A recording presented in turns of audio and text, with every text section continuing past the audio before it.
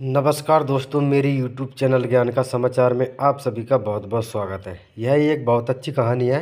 मैं आपको इस वीडियो में बताऊंगा। आप मेरे साथ वीडियो को लास्ट तक ज़रूर देखें और वीडियो अच्छी लगे तो वीडियो को लाइक शेयर करके चैनल को सब्सक्राइब जरूर कर लें। तो चलिए वीडियो को शुरू करते हैं। चतुर हिरन और शेर की कहानी। एक बड़े से घने वन में एक बहुत बड़ा शेर रहता था।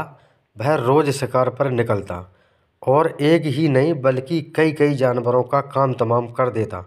इसे सभी जंगल के जानवर उस शेर से डरने लगे कि अगर शेर इसी तरह शिकार करता रहा तो एक दिन ऐसा आएगा कि जंगल में कोई भी जानवर नहीं बचेगा। सारे जंगल में सनसनी फैल गई।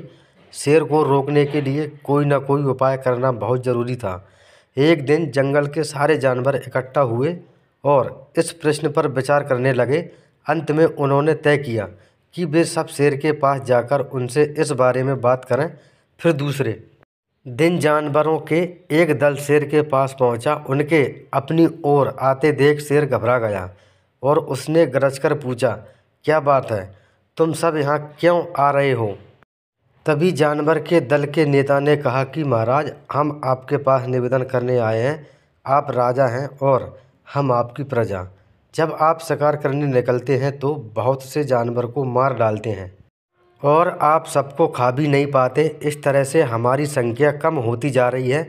अगर ऐसा ही होता रहा तो कुछ ही दिनों में जंगल में आपके सिवाय और कोई भी नहीं बचेगा।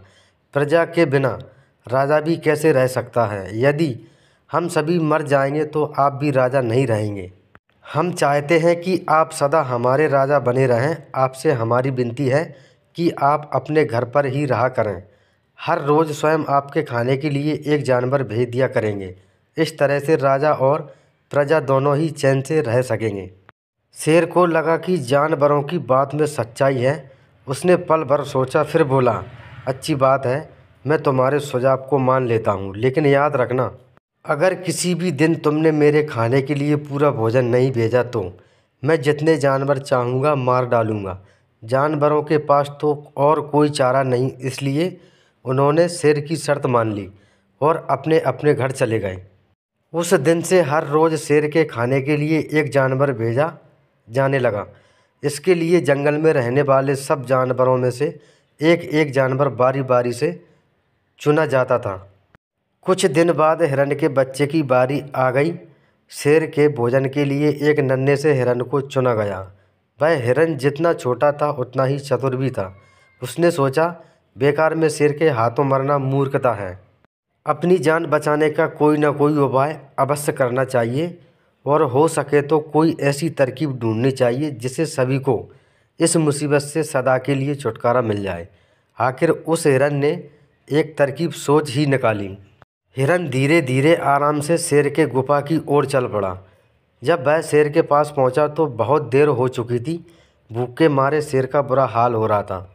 जब उसने सिर्फ एक छोटे से हिरन के बच्चे को अपनी ओर आते देखा तो गुस्से से बौखला उठा और गरजता हुआ बोला, किसने तुम्हें भेजा है? एक तो इतने छोटे से हो, दूसरे इतनी देर से आ रहे हो। जिन बेवकूफ़ों ने तुम्हें भेजा है मैं उन सबको ठीक करूँगा। एक एक का काम तमाम न किया तो मेरा नाम भी शेर नहीं। नन्हे हिरन ने आदर से ज़मीन तक झुककर, महाराज, अगर आप कृपा करके मेरी बात सुन लें तो मुझे या और जानवरों को दोष नहीं देंगे। वे तो जानते थे कि एक छोटा सा हिरन आपके भोजन के लिए पूरा नहीं पड़ेगा, इसलिए उन्होंने 5 हिरन भेजे थे। लेकिन रास्ते में हमें एक और शेर मिल गया। उसने 4 हिरन को मारकर खा लिया। यह सुनते ही शेर दहाड़कर बोला, क्या कहाँ दूसरा शेर कौन है? भाई, तुमने उसे कहाँ देखा? महाराज, वह तो बहुत ही बड़ा शेर है। हिरन ने कहा, वह ज़मीन के अंदर बनी एक बड़ी गुफा में से निकला था। वह तो मुझे ही मारने जा रहा था, पर मैंने उससे कहा, सरकार, आपको पता नहीं है आपने क्या अनर्थ कर दिया। हम सब अपने महाराज के भोजन के लिए जा रहे थे, लेकिन आपने उनका सारा खाना खा लिया। हमारे महाराज ऐसी बातें सहन नहीं करेंगे। वे ज़रूर ही यहाँ आकर आपको मार डालेंगे। इस पर उसने पूछा, कौन है तुम्हारा राजा? मैंने जवाब दिया, हमारा राजा जंगल का सबसे बड़ा शेर है। महाराज, मेरे ऐसा कहते ही वह गुस्से से लाल पीला होकर बोला, बेवकूफ़, इस जंगल का राजा सिर्फ मैं हूँ। यहाँ सब जानवर मेरी प्रजा है। मैं उनके साथ जैसा चाहूँ वैसा कर सकता हूँ। जिस मूर्ख को तुम अपना राजा कहते हो, उस चोर को मेरे सामने हाजिर करो, मैं उसे बताऊंगा कि असली राजा कौन है। महाराज, इतना कहकर उस शेर ने आपको लिवाने के लिए मुझे यहाँ भेज दिया। हिरन की बात सुनकर शेर को बड़ा गुस्सा आया और भय बार बार गरजने लगा। उसकी भयानक गरज से सारा जंगल दहलने लगा। मुझे फौरन उस मूर्ख का पता बताओ, शेर ने दहाड़कर कहा। जब तक मैं उसे जान से न मार दूंगा मुझे चैन नहीं मिलेगा। बहुत अच्छा महाराज, हिरन ने कहा, मौत ही उस दुष्ट की सज़ा है।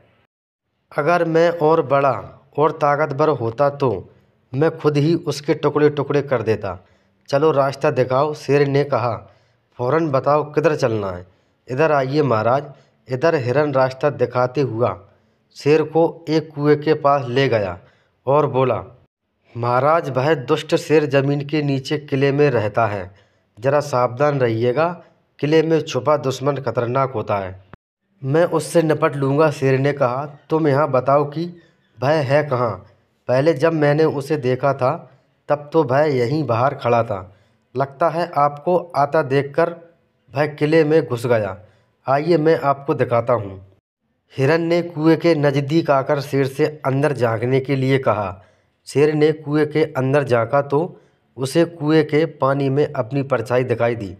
परछाई को देखकर शेर जोर से दहाड़ा। कुएं के अंदर से आती हुई अपने ही दहाड़ने की गूंज सुनकर उसने समझा कि दूसरा शेर भी दहाड़ रहा है। दुश्मन को तुरंत मार डालने के इरादे से वह फौरन कुएं में कूद पड़ा।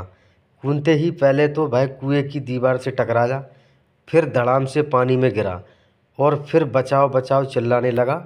मगर उस हिरन ने शेर एक ना ही सुनी और उसे डूबता ही छोड़ दिया और कुछ ही देर में वह शेर कुएं में डूबकर मर गया। इस तरह चतुराई से शेर से छुटकारा पाकर नन्हा सा हिरन अपने घर को लौट आया। उसने जंगल के सभी जानवरों को शेर के मारे जाने की कहानी सुनाई। दुश्मन के मारे जाने की खबर से सारे जंगल में खुशी फैल गई। जंगल के सभी जानवर हिरन की जय जयकार करने लगे और सभी जानवर बिना डरे खुशी खुशी जंगल में रहने लगे। तो दोस्तों, मेरी वीडियो अच्छी लगी हो तो नीचे कमेंट बॉक्स में ज़रूर बताएं। धन्यवाद।